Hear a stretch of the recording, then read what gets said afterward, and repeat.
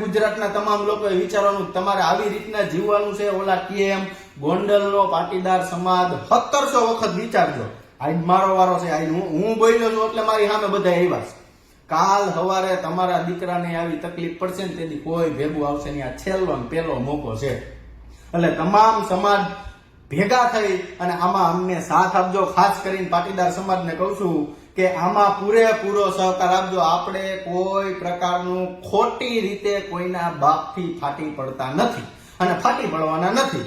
આપણે આપણો કાર્યક્રમ કાલથી રાબેતા મુજબ ચાલુ જ રાખશું. અને અલ્પેશભાઈ ઢોલરિયાને કાનમાં કહી દઉં કે ખોટી રીતે સમાધાન કરવાના અબરખા જોતા હોય તો તમે તમારી રીતે લીલ પૈણાવી લેજો. બાકી 1% આ બાબતે સમાધાન થશે નહીં. બરોબર? તમે પટેલના દીકરા છો, હું પટેલનો દીકરો છું, પણ બોલતા પહેલા 100 વખત સરસ્વતી માને યાદ કરી લેવાય, પછી બોલાય. પછી જ્યાં આવે ને એવા નિવેદન દેવાય. તમે નિવેદન દીધું છે અલ્પેશ ઢોલરિયા ઉપર ફરિયાદ થાય તો જ મારી ઉપર ફરિયાદ થાય. હું જેલમાં જઈશ, અલ્પેશ ઢોલરિયા જેલમાં જશે. આ 1000%ની વાત છે. બીજી આમાં કોઈ વાત. બાકી અમારું કોઈ આયરે કોઈ પ્રકારનું યુદ્ધ નથી. અમારી નાની એવી અમથી માંગણી ઈ છે કે અલ્પેશ ઢોલરિયાએ ભાજપ વિરુદ્ધ જઈને કામ કર્યું છે, પક્ષ વિરોધી.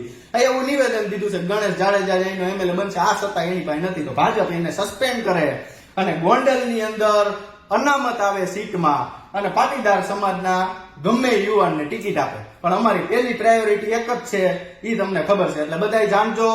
મને કાંઈ થાય, મને ખોટી રીતે કોઈ કે એક્સિડન્ટમાં મરાવી નાખશે તો તમામની જવાબદારી અલ્પેશ ઢોલરિયા, ગણેશ જાડેજા અને જયરાજસિંહ જાડેજાની રહેશે.